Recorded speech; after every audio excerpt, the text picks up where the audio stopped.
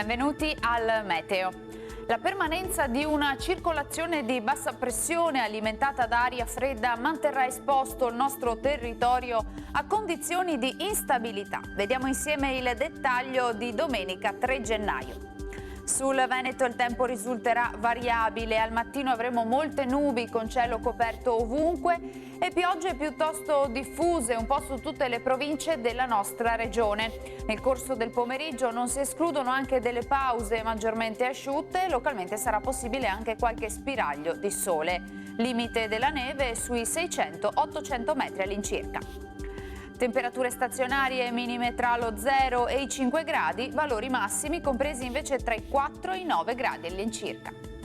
Ci spostiamo ora sul Friuli Venezia Giulia, anche qui maltempo con precipitazioni ovunque e per tutto l'arco della giornata, fenomeni localmente abbondanti.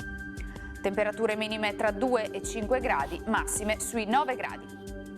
Stessa situazione infine anche sul Trentino Alto Adige con piogge alternate a momenti più asciutti, locali nevicate fino a bassa quota.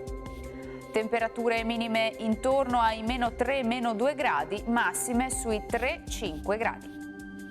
Dal Meteo di Antena 3 per ora è tutto, grazie per l'attenzione e arrivederci al prossimo aggiornamento.